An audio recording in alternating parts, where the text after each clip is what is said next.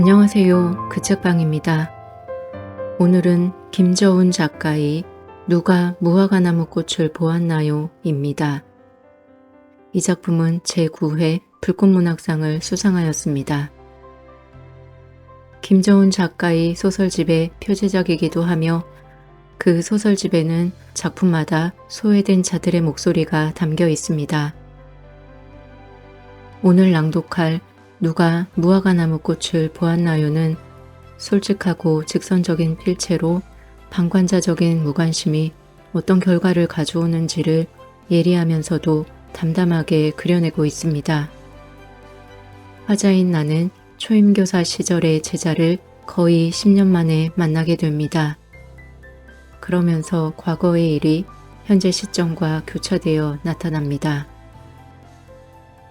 무더운 여름 편안한 마음으로 감상하여 주시기 바랍니다.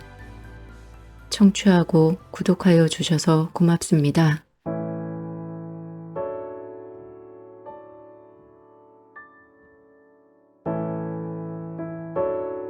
누가 무화과나무 꽃을 보았나요? 김저운.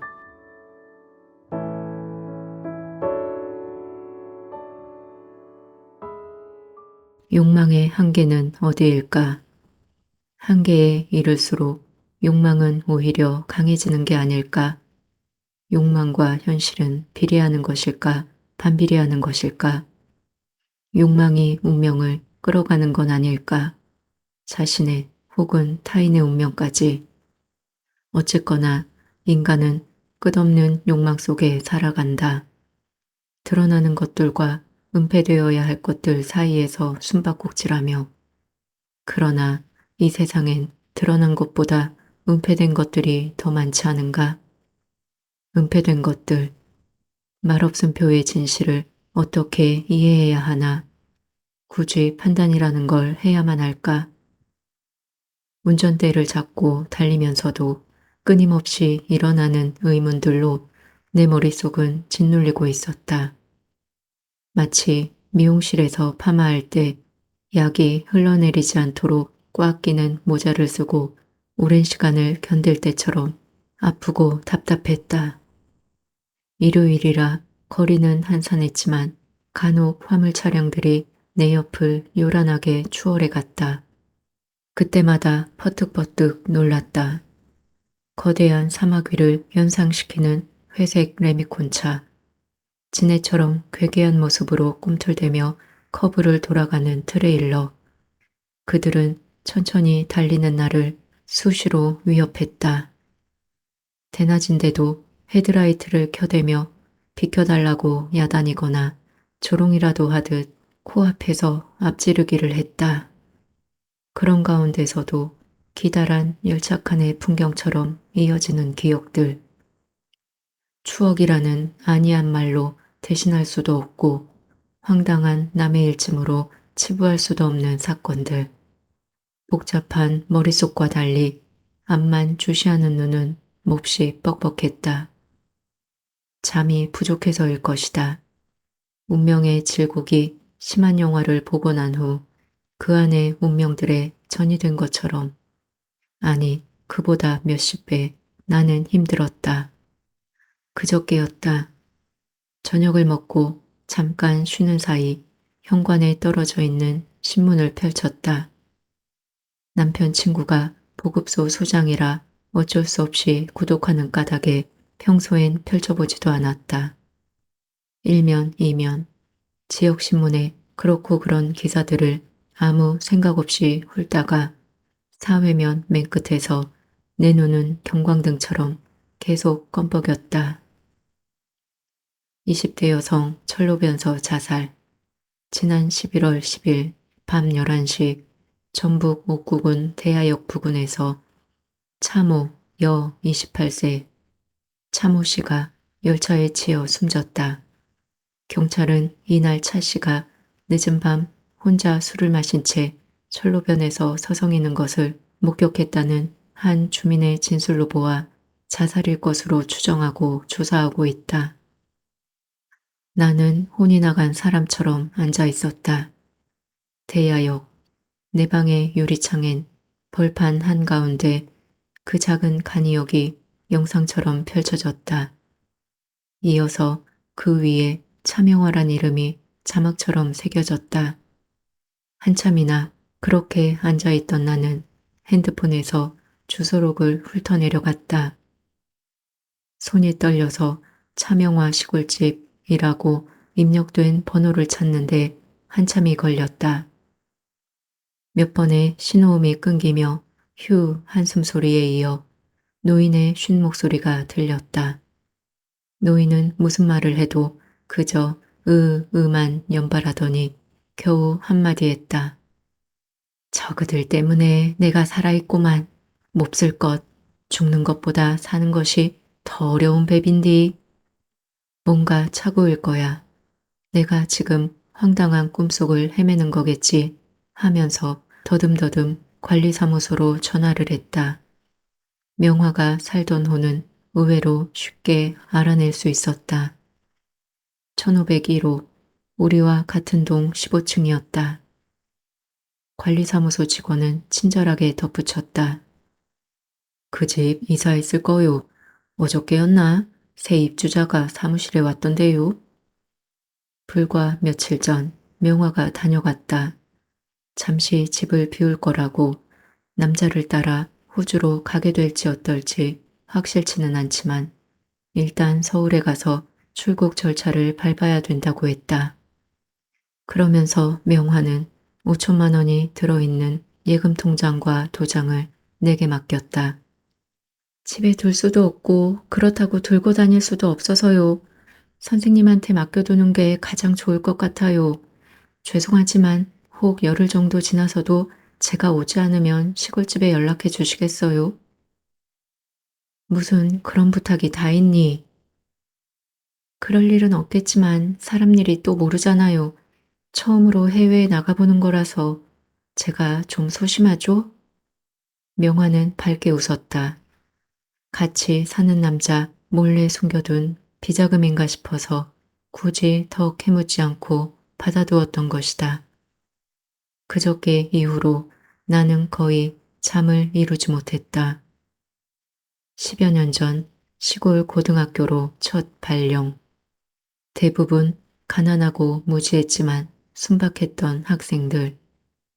그들 속에서 벗어나 벼랑 끝에 위태롭게 서 있던 한 여학생. 다시 그 시간들을 더듬었다. 명화와의 재회가 은근히 원망스럽기도 했다. 다시 명화를 만나지 않았더라면 좋았을 걸 그랬다. 명화가 가출한 후, 그 학교를 떠나온 후, 그 부분들이 그대로 과거 속에 묻혀버렸더라면 나는 풋내기 여선생의 감상 속에 잠시 괴로워하다가 그만 잊고 살았을 것 아닌가. 기억에서 멀어져 가던 명화를 다시 만나게 된 건 올 여름이었다. 좀 이상해. 엘리베이터에서 내리며 나는 고개를 갸웃했다.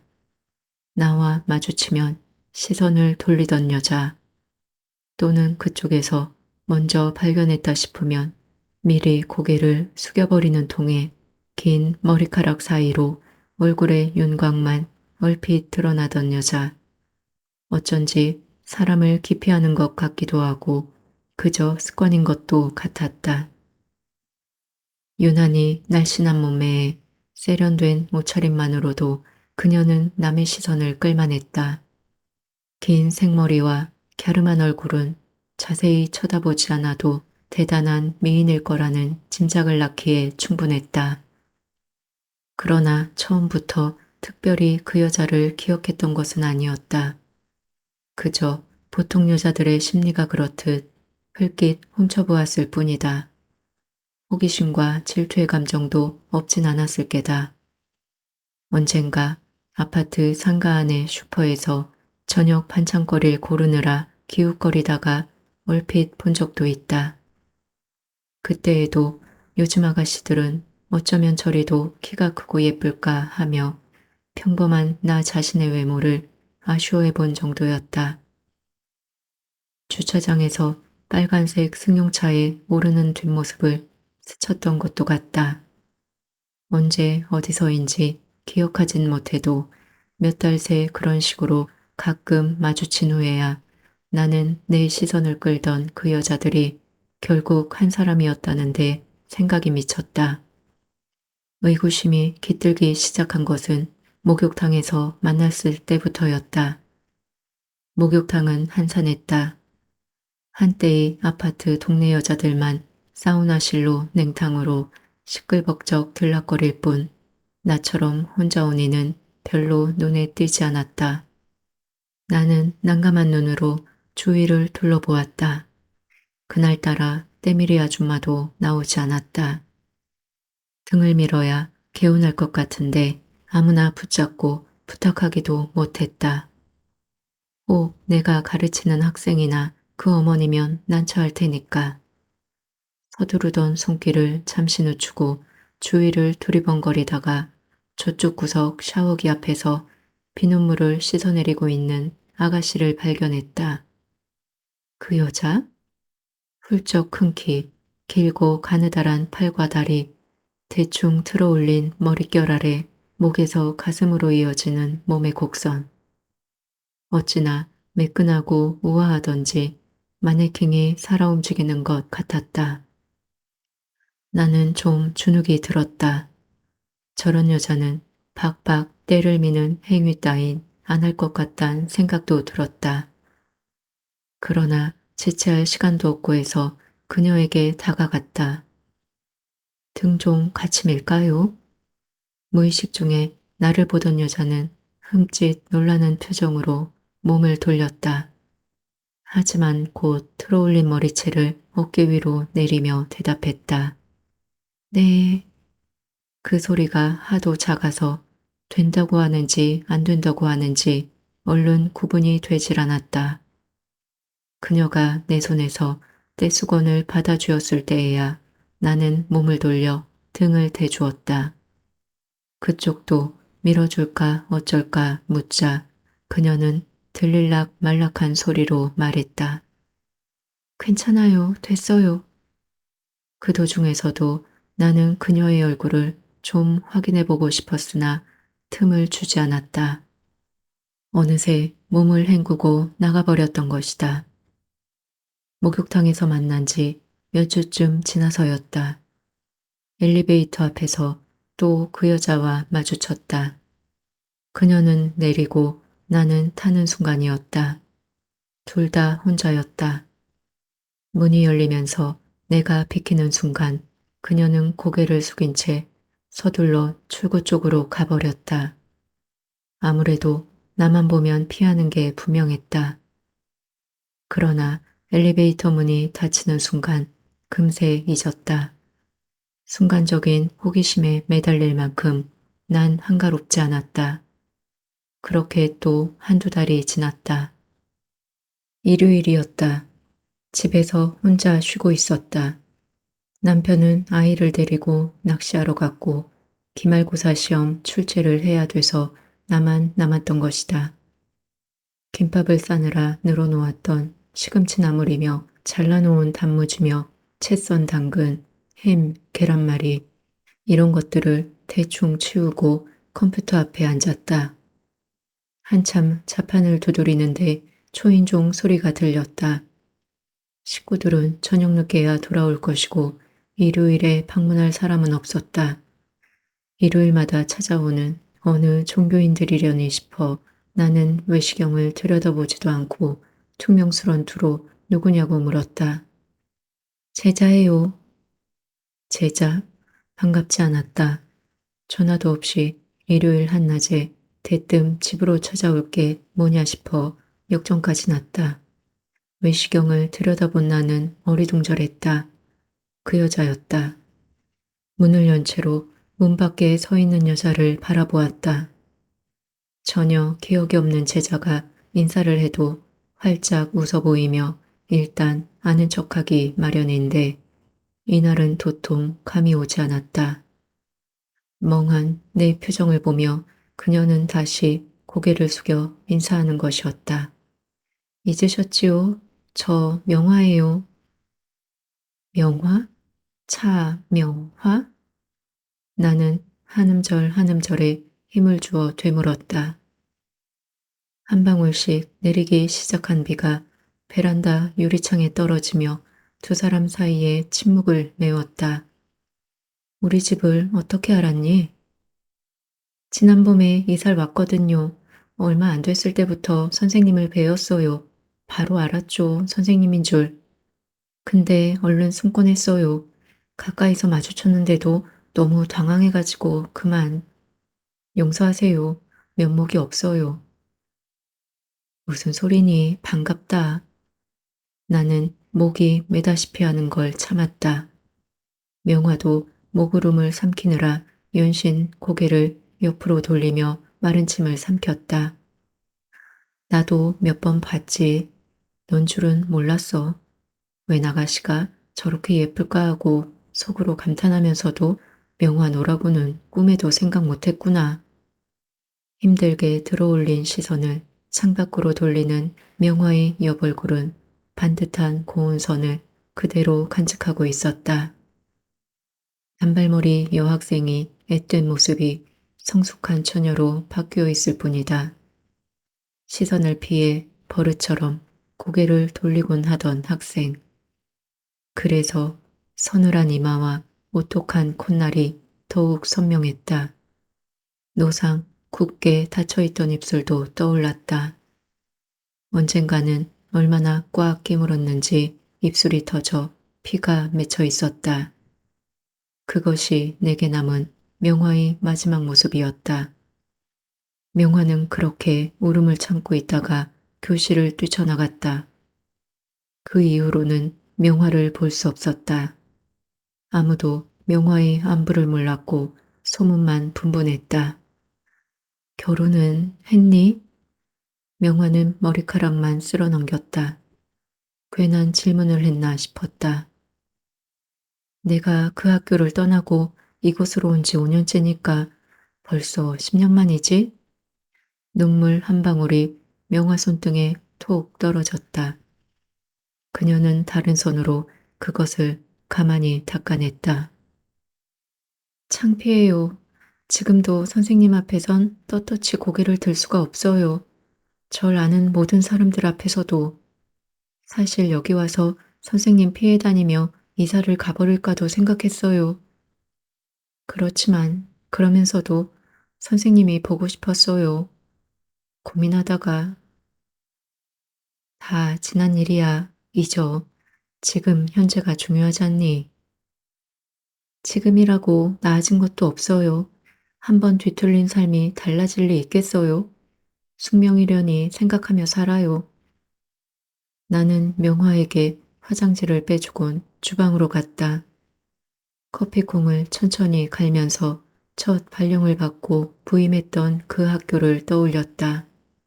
황폐한 강기습과 막막한 벌판도, 그리고 차명화. 그녀는 아무 생각 없이 열심히 가르치고 사랑해주기만 하면 되는 줄 알았던 풋내기 교사에게 인생이 얼마나 복잡하고 세산할 수도 있는가를 가르쳐준, 너무나 혹독하게 깨우쳐준 어린 제자였다. 커피 메이커에 내려진 커피를 머그잔에 담아 가져갔을 때까지도 명화는 고개를 숙인 채였다. 다리 좀 펴. 아프겠다. 여전히 섬세하시네요. 지금도 학생들이 무척 따르지요? 뭘, 선생을 적으로 아는 애들인데 나도 이제 지겹더라. 요즘은 편할 궁리부터 해. 힘도 다 빠졌고 일도 많고. 전 그때 선생님을 무척 좋아했어요.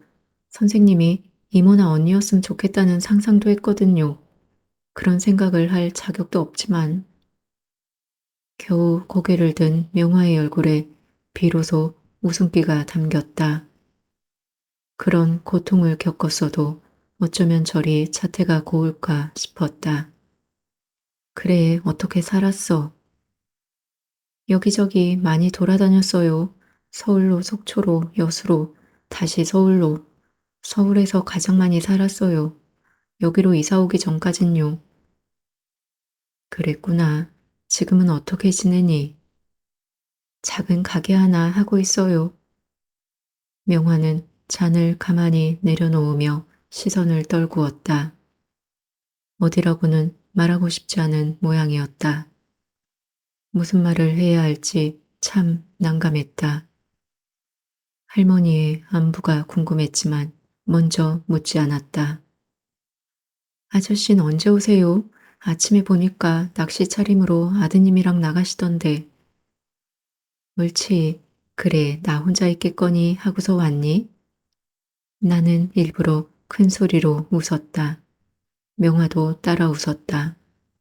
그러나 웃음은 금세였다. 화장기 없는 얼굴, 까만 속눈썹 밑으로 드리워지는 그늘이 더 깊었다. 이거 얼마 전부터 준비해 두었어요. 아저씨 술 좋아하세요? 그리고 이건 선생님 쓰시라고. 맘에 드실지 모르겠어요. 명화는 양주 한 병과 스카프가 담긴 종이 가방을 살며시 열어 보였다. 손이 몹시 파리했다. 어머, 데킬라 아냐? 이런 건 구하기도 힘든데. 저는 쉽게 구할 수 있어요. 그래 놓고 이내 쑥스러운 표정이었다. 나는 스카프를 펼쳐 목에 걸치고 양손으로 V자를 해보였다. 모처럼 명화 얼굴에 밝은 웃음이 떠올랐다. 예, 우리 이거 한 잔씩 마시자. 레몬도 있는데. 아니요, 전 술 못해요. 저녁에 두 분이 드세요. 그럼 김밥 싸줄까? 재료 있어. 손까지 내저으며 사양해서 다시 주저앉았다. 툭, 탁, 툭. 우리가 침묵하고 있으면 그 어색함을 빗방울 소리가 메꾸었다. 나도 내일 모레면 40대네. 펑퍼짐한 아줌마 돼가고 있지? 아니요, 누가 보면 아가씨인 줄 알겠어요. 그건 심하다, 예. 그리고 우리는 또 말을 잃었다. 빗방울 소리의 간격이 조금 빨라졌다. 시간이 흐르면서 무거운 마음이 다소 가벼워지는 것 같았다. 너무 어둡게 살지 마. 씩씩하게 살자고, 응? 저도 그러려고 해요. 이제 힘든 건 무서워요. 현관을 나선 명화는 다시 화려한 모습으로 돌아갔다. 늘씬한 키에 찰랑이는 생머리의 아가씨. 다시 한 번쯤 뒤돌아보아지는 매력적인 여자로 말이다. 그 후로 열흘쯤 지나서였을 게다. 퇴근길에 세탁소에 들러 옷을 찾아들고 내려오다 명화를 만났다. 외출하려던 모양인지 자동차 키를 꺼내며 주차장 쪽으로 가고 있었다. 명화는 반가워하면서도 다소 어색한 표정으로 머뭇거렸다. 바쁘니 하니까 그닥 바쁠 건 없어요 하길래 그럼 우리 집에 가서 차 한잔 마실래? 바쁘면 다음에 만나고 한 것이 잠시 명화를 붙들게 됐다. 선생님, 저 앞 커피숍이 더 편하지 않을까요? 반찬거리가 들어있는 비닐 주머니와 옷가지들을 손에 든 채로 아파트 앞 작은 커피숍에 들어가 그녀와 마주 앉았다. 그녀는 카페에서 일한다고 말했다. 어디라고는 구체적으로 밝히지 않았다. 아마 룸사롱 비슷한 곳으로 아무나 편하게 드나드는 데는 아닌 것 같았다. 죄송해요. 제가 할 수 있는 일이란 게 고등학교도 졸업 못해서 학력도 없고 그래도 허접한 곳은 아니에요. 손님들도 대학 교수님, 예술가 분들이 많죠. 그렇지만 이 일도 그리 오래 하진 않을 것 같아요. 왜 다른 계획이 있니? 명화는 고개를 가로저었다. 희미한 웃음에 억지가 보였다. 실은 함께 사는 사람이 있거든요. 무슨 말인지 얼른 이해하지 못하는 내 표정을 살피며 그녀는 손톱만 만지작거렸다. 잠시 침묵한 끝에 결심이라도 한 양 말을 이었다. 그림 그리는 사람인데 낮엔 그 사람 모델 노릇을 해요. 함께 살 수 있는 사람이 있는 건 좋은 거 아니니 멋지다 얘. 예술가와 산다는 것 낭만적이지 않아? 처음엔 그랬어요. 그런데 좋구나. 네게 이지가 되는 사람이 있다니. 이제 내가 명화에게 해줄 수 있는 것은 일단 다독여주는 것이라고 여겼다. 절망하지 않도록 희망을 가지도록 말이다. 그러나 애써 가다듬었던 내 얼굴은 다시 굳어질 수밖에 없었다. 부인과 아들이 있어요, 호주에. 그럼 일시적인 동거에 불과한 거야? 요즘 그런 사람 많다던데. 애들과 마누라는 외국에 보내놓고 혼자 사는 사람들. 나는 목에 두른 스카프를 풀었다. 히터의 열기가 확 내게 물려왔다. 그런 거하곤 좀 달라요. 불쌍한 사람이죠. 버려진 것이나 다름없이. 헌데 요즘은 그 사람도 고민하고 있어요. 이제 와서 부인이 오라고 하나 봐요. 스스로는 아니라고 하지만 제가 보기에는 갈등하는 것 같아요. 애들을 무척 그리워하는 걸 보면요. 저절로 한숨이 새어나왔다. 그를 사랑하니? 명화는 고개를 끄덕였다. 고향 떠난 후 많은 도시를 떠돌았다고, 사는 것도 죽는 것도 다 힘들었다고, 사람을 알게 되는 건 더더욱 두려웠다고, 그를 만나면서 마음의 평온을 찾았다고, 그러나 언제 깨질지 모르는 불안한 평온이라고. 그녀는 담담히 그러나 서툴게 책을 읽는 사람처럼 띄엄띄엄 말을 이었다.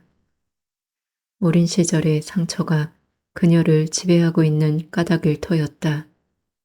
그러나 이젠 잊을만도 하지 않은가? 오빠도 죽었다. 그의 자살로 모든 과거를 청산할 수는 없는가? 너 혹시 연민을 사랑으로 착각하는 거 아니니? 연민 없이 사랑이 가능할 수 있을까요? 껌뻑거리던 눈이 금세 붉어졌다. 그걸 들키지 않으려는 듯 명화는 고개를 돌렸다. 나는 설득했다.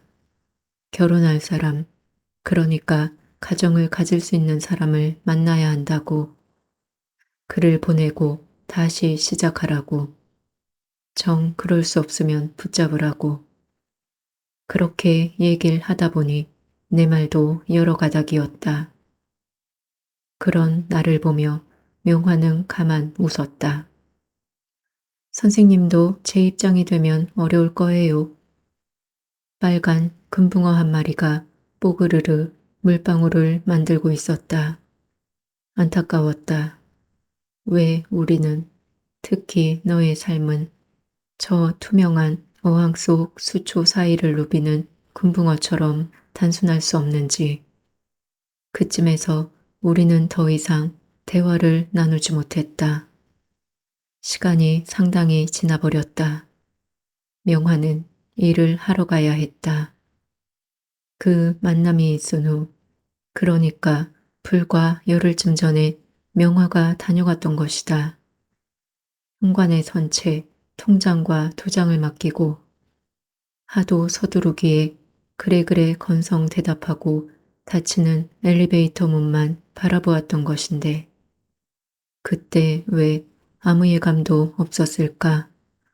붙잡고 얘기라도 나누었더라면 황망히 돌아서는 모습에서 뭔가 예감했더라면 명화가 죽진 않았을지도 모른다.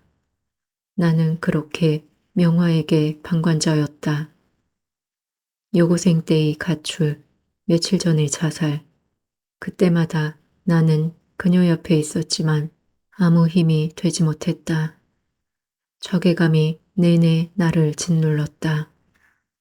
자동차 전용 도로에서 들판길로 접어들자마자 갑자기 한적해졌다. 어쩌다 마주오는 차량을 아슬아슬하게 비키긴 했지만 오가는 차량이 거의 없었다. 철도 건널목 아래서 차를 멈췄다. 바로 옆에 위치한 고등학교는 내가 교사로 처음 근무했던 곳이다. 학교 담장 옆에 차를 대고 교문에 기대서서 빈 운동장을 바라보았다. 콘센트 건물 하나가 오른쪽에 들어섰을 뿐 별로 달라진 건 없어 보였다. 담장을 따라 심어진 은사시나무들만 훌쩍 자라 있었다. 이파리들을 다 떨구고 허연 가지를 뻗치고 있는 양이 몹시 을씨년스러웠다. 걸핏하면 은사시나무 잎사귀처럼 자지러지게 웃던 여학생들. 거친 짐승처럼 어디로 튈지 모르면서도 한없이 순진하던 남학생들. 그들은 거의 잊었다. 단지 명화의 얼굴만 낫달처럼 차갑게 떠 있을 뿐이다. 그해 가을이었다. 운동장 조회를 하는 동안 학생부에서 소지품 검사를 했다. 반 학생들을 다 내보낸 교실에서 나는 선도부 학생들이 하는 양을 지켜보았다.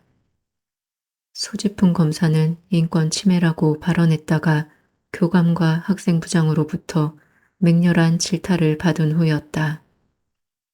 선도부 학생들은 각자 두 줄씩 맡아서 아이들의 책가방이며 책상 속을 뒤져나갔다. 수준 낮은 만화책, 외설적인 잡지, 담배 같은 것들이 교탁 위로 올려졌다. 얘들아, 그렇게 샅샅이 뒤지지 않아도 돼. 뭐 특별한 게 있겠니? 나는 팔짱을 낀 채 재촉하며 불편한 심정을 드러내기도 했다. 선도부 여학생 하나가 내 앞으로 와서 손에 든 것을 내밀었다. 약봉지였다. 그게 어째서? 무슨 약인지 몰라도 한번 알아보시는 게. 나는 심드렁하게 대답했다. 그렇구나. 이렇게 약이 많은 걸 보니 많이 아픈 모양이지.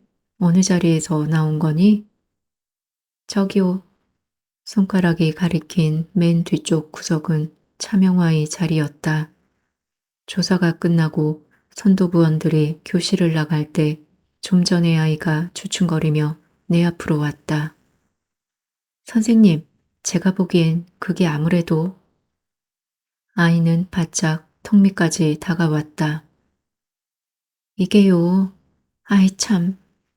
나는 눈을 크게 뜨고 아이의 입만 쳐다보았다. 도무지 영문을 알 수 없었다. 그게 왜 약 아니니? 아이는 답답하다는 표정으로 입술을 달싹이면서 아이 참을 반복했다. 어디가 아파 이렇게 많은 약을 먹는지 모르겠구나. 이따가 알아보자. 돌아서려는 순간 아이는 와락 내 팔을 잡았다. 그리고 내 귀에 대고 말했다. 피임약이에요. 맞다니까요. 네가 어떻게 알아? 내 눈길을 피하며 아이는 말했다. 에이, 저희도 알 건 다 알아요.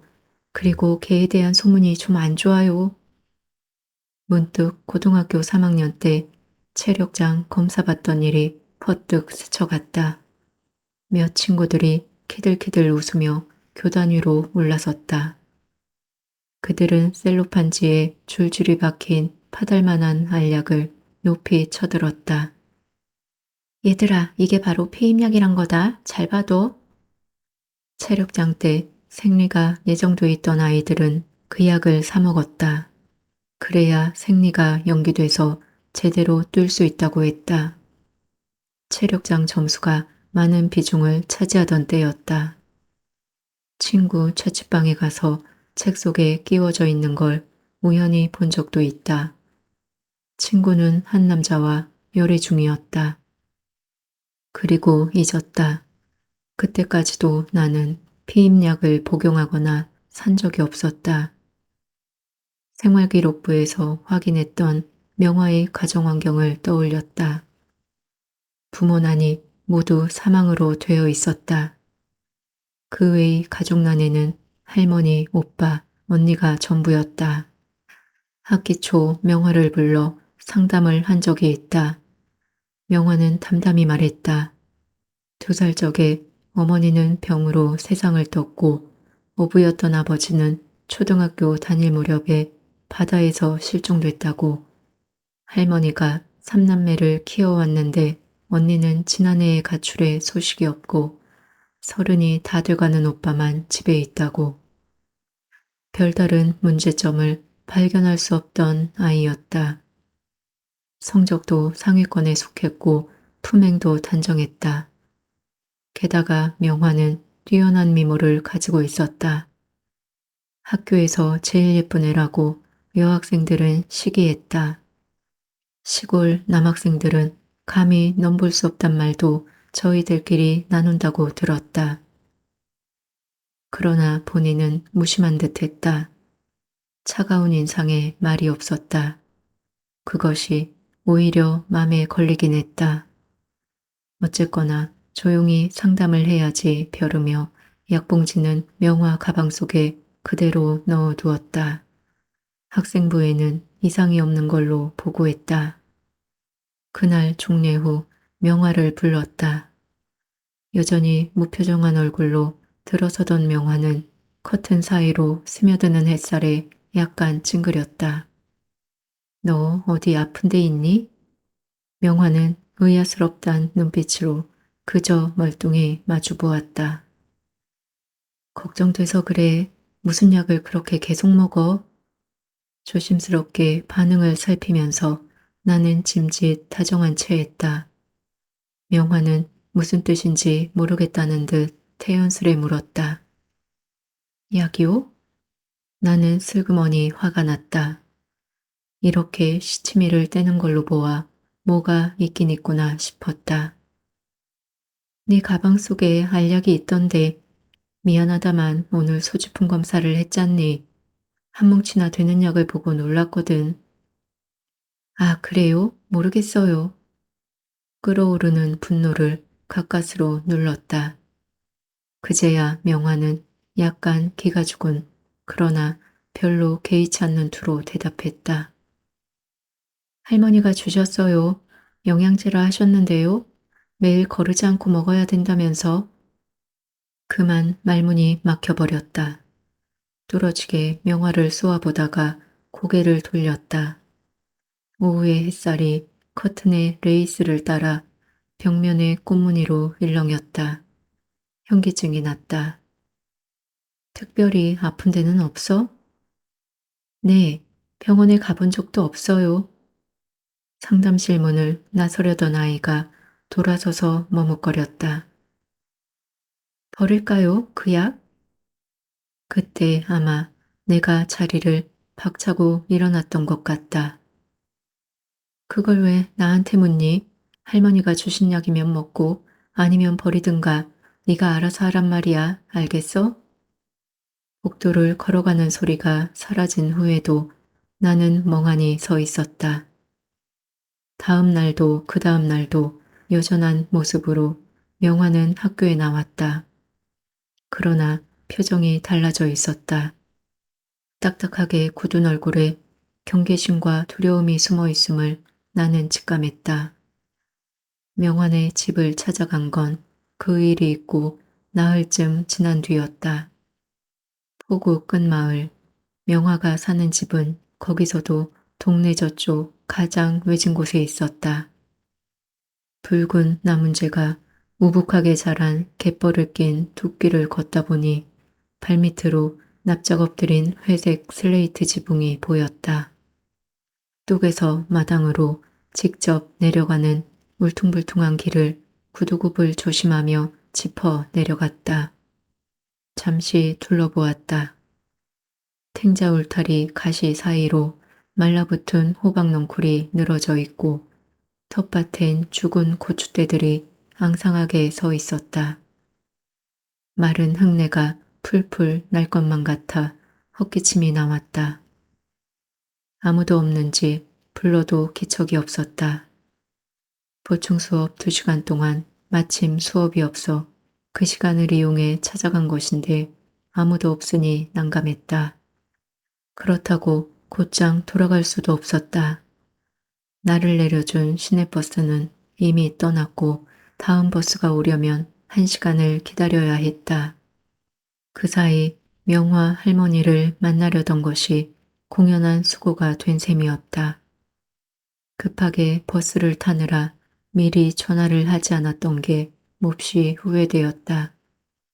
시골 할머니는 노상 집에 있는 줄로만 알았다.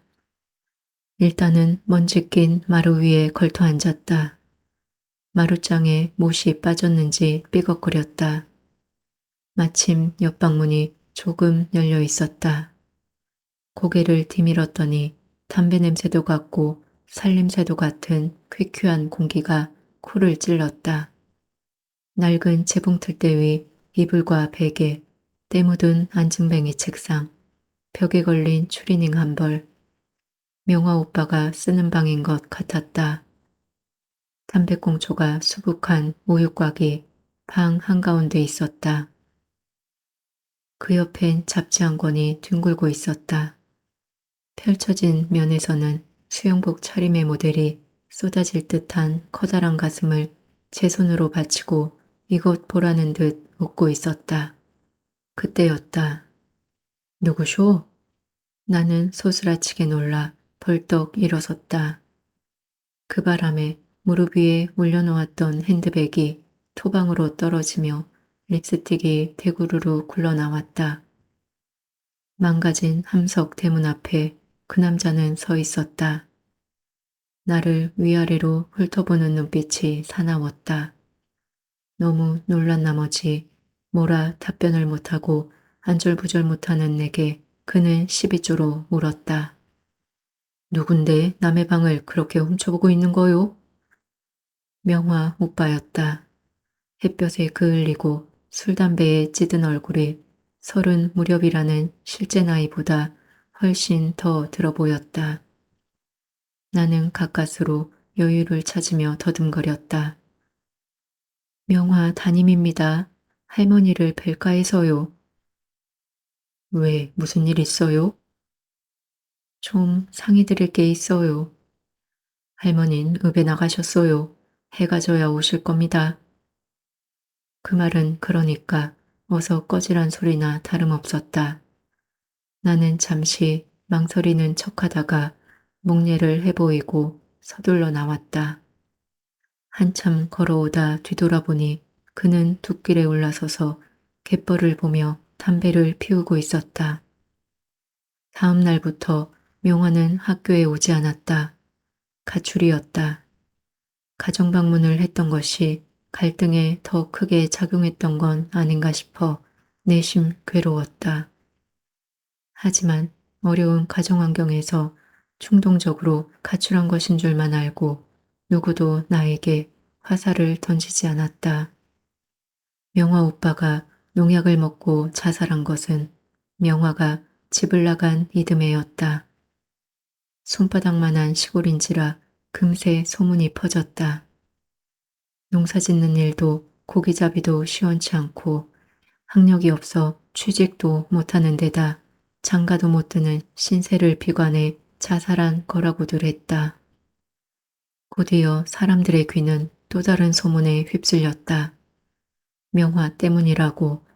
명화의 가출은 또 오빠 때문이었다고들 수군거렸다. 교무실에서도 연일 화제가 되었다. 명화가 계속 학교에 다녔어도 이미 졸업했을 터이고 명화의 존재도 잊히던 무렵이었다. 몸서리를 치면서도 침묵할 수밖에 없었다. 그때 나는 겨우 26살이었다. 까맣게 잊고 있던 일들이다. 다시 이 길을 가니 그 일들이 고스란히 되짚어진다. 이곳을 떠난 후 아예 눈 감고 철저히 외면했던 기억이다. 읍에서 포구마을로 향한 길은 예전과 달리 시멘트로 포장돼 있었다. 별을 다 벤 논바닥은 을씨년스럽게 텅 비어 있고 방치된 비닐하우스에선 비닐 조각들이 펄럭였다. 20분쯤 달리는 동안 사람보다 개를 더 많이 만났다. 길 한가운데에 서너 마리가 어슬렁거리고 있었다. 놈들은 차가 가까이 가도 그다지 놀라는 기색이 없었다. 아무 생각이 없는 눈으로 올려다보다가 마지못한 듯 슬그머니 옆으로 비켜서기도 했다.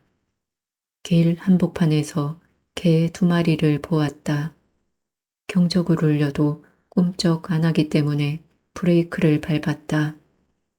그중 1마리와 눈이 마주쳤을 때 나는 본능적으로 묘한 불쾌감을 느꼈다.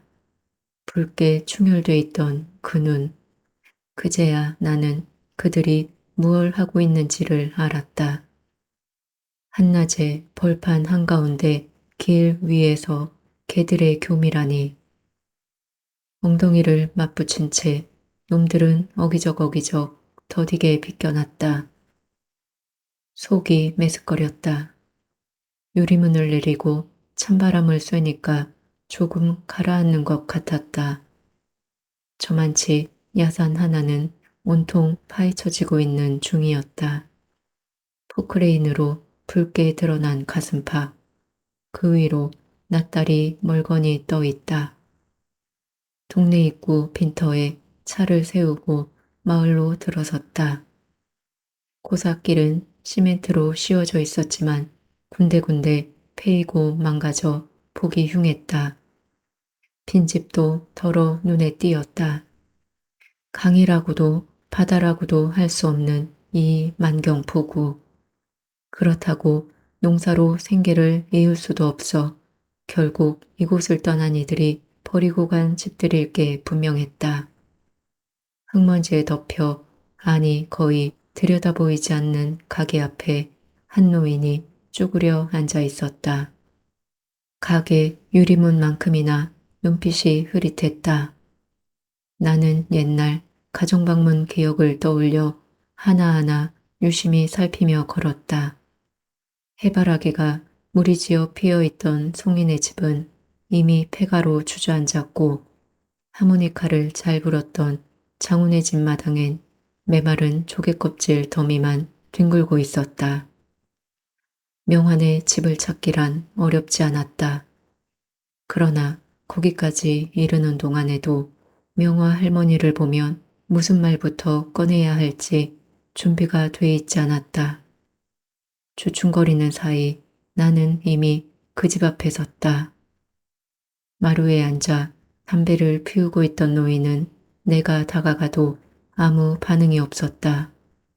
누구냐 묻기는커녕 쳐다보지도 않았다.